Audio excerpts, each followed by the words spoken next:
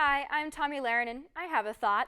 So by now we're used to so-called activists disrupting events, from Black Lives Matter more loudmouths to illegal immigrant cheering squads. It's happened to everyone from Marco Rubio to even Bernie Sanders. What we don't expect is for journalists to force confrontations. Well, that is exactly what Univision's pride and joy, Jorge Ramos, did at a Trump event in Iowa. He broke in without being called on, kept shouting, wouldn't shut up, and wasn't even asking a question in the first place. He was making statements, stupid ones, like you can't deport 11 million people or you can't build a 1,900-mile wall. This wasn't a legit reporter trying to ask a question. That was a manufactured stunt to get attention. Let's call it what it is. No one cared about him before yesterday. He was irrelevant. Now, because of his little crusade against Trump, we are talking about him.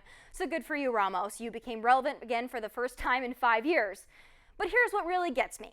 In a Time article, so-called journalist Jorge Ramos declared that Trump hasn't been challenged enough and that he needs more tough questions. Whoa, whoa, whoa. Wait a minute here. The hypocrisy meter is off the charts right now. Be tougher on Trump? Really? What about Queen Hillary? What happened when Fox News' Ed Henry questioned Her Majesty about her little private server email wipe? Excuse me, does anyone question the Democrats? Anyone in the mainstream media? No, they bubble wrap them, even when they are clearly liars and sketchy as heck. Yes, I am talking about you, Hillary. But what difference does it make, right? Wrong. This liberal love fest that is the mainstream media is nothing new. Geez, when President Obama is in a room, it's like Disneyland. They melt. How does Hillary handle the press? She doesn't. She uses her white robe corral to keep herself away from tough questions. She's about as everyday American as the Queen of England. But it's not just Miss Clinton, it's all of them. Let's look at the Democrats, shall we?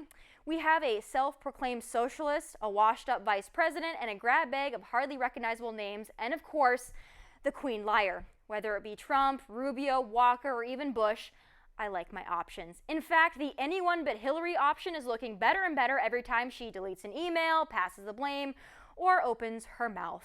Yeah, it's a good time to be a Republican. Thanks, Jorge, though, and Team Univision for reminding us what tough journalism looks like. But those are just my final thoughts. Feel free to disagree. Let's start the conversation. Follow me on Twitter and Instagram at Tomi Lahren. God bless you, God bless America, and take care.